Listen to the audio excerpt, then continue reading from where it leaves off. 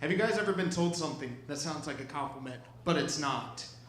Because my ex described me as looking like Chris Pratt when he was fat.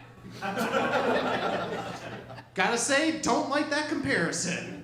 Because I see myself more as like Chris Pratt on a Marvel movie. At least financially, not physically. I do not take care of myself at all. Because I let TikTok decide what to do for dinner. And the other night, it gave me a recipe for Popeye's pizza. Okay, we're all very confused, but don't worry, I will explain the recipe. It's pretty easy. 3 steps. First step, you go to Popeye's. Second step, you put on a pizza. Third step, you die of a heart attack. Like, that's it. That's the entire recipe. It is very delicious, but you will die afterwards. Like, I was trying to figure out why TikTok would show me this recipe. I'm like, this is dangerous. I shouldn't know this. And then I had a thought. I have a conspiracy theory. I think the algorithm is trying to keep me fat. Because I know in America, you can be smart, attractive, and funny, but you can't be all 3. That's super dangerous. Like, I just think they're trying to keep me down, you know?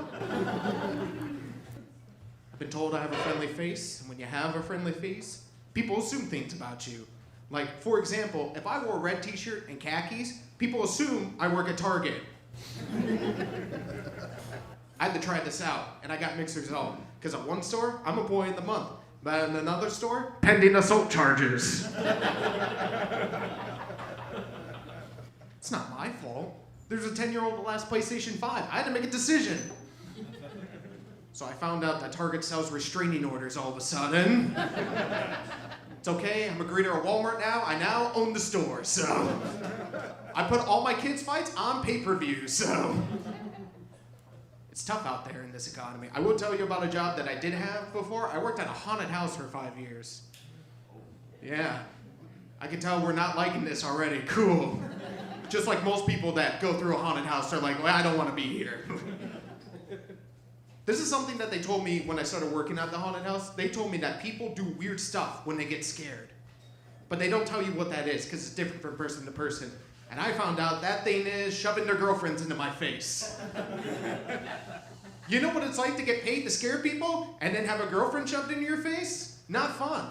I got so used to it, I could tell how bad your relationship was based on how hard the shove was. Got a light shove going on, they're gonna have a minor disagreement later. They got a hard shove, they're fighting in the attraction at the same time. I'm no longer the scariest thing in the room, and that scares me. Like, people have favorite groups of people they like to scare when they work at a haunted house. Most people, they like to scare girls because they have loud screams. Some people like to scare old people because they get inheritance. Me, I like scaring middle school boys because they do the funniest shit. Because they always act tough. They're like, I'm a big, strong man. At 13? No way. Like, you're not a medieval peasant. You're not working in the field. Like, I saw you doing Fortnite dances through the wall, like. But now I work in an office job. You can't say that you like scaring middle school boys. That's just not allowed, like.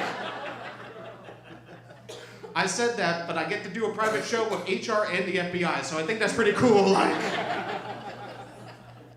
I thought it was cool. They even gave me a fancy bracelet afterwards, you know, like. Here's a fun fact about myself. I am autistic. That's the right amount of noise I want for that. Thank you. Like, I got sensory issues. Like, too many claps, I get upset, you know? Like, just adding to it. I haven't been making eye contact with anyone this entire time. Like, in fact, I've been staring at that cushion like I'm J.D. Vance, you know? Like, you can see the sweat coming off it right now, actually. Like, it is true, I am autistic. Another fun fact about autism, it is hard to date when you have it because you don't get hints. You don't get flirtation, you get none of it. It's like throwing an egg at a brick wall and expecting it to bounce back. I got bad news, you're not getting the egg back. Like there was this one time, I went in, like me and my sister, we were in the mall, and we walk out of this one store, and my sister's like, Zach, that cashier was hitting on you the entire time we were in there. And I'm like, huh, I must have not noticed. And she's like, well, what are you expecting her to do, sit on your face? Yes, goddammit! I don't know much about dating, but that is an end goal of mine, is to have someone plop it right here. Like, in fact, you can end most arguments with me by just sitting on my face. Like, because I immediately forget what it was. I'll be like, babe, did you leave the fridge door open? I guess we're done now. That's it. The argument's over. Like, I'm just saying, you'll have an easier time baptizing a cat than taking me home tonight. That's all I'm trying to say. Like, I'm going home alone, but Mr. Whiskers, he's not going to hell anymore, so that's cool. I do like to talk about my disability. You know, it's vulnerability. People can relate to that. They understand that. But I had this one lady come up to me after a show once, and she's like, wow, you are so brave for being openly autistic.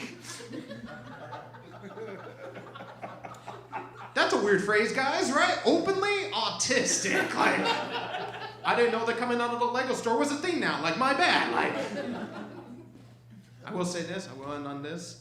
There's a rumor online that autistic people are better in bed than the average person. All right, nobody heard this rumor. Cool. Let me introduce you to this. So, there is advantages and disadvantages. Like, one advantage with autism is that I have a greater attention to detail, which means I can actually find the clit. But if you shave and the texture, oh my goodness. Well, that's a first for me, honestly. Like, has this ever happened before? You just like, oh my goodness. Well, I got it. Don't worry. I have a 4-year degree in broadcasting. This is where the art degree comes in handy all of a sudden. I'm going to end it there. Guys, my name's Zach Hayes. Keep it going for your host, John, everybody.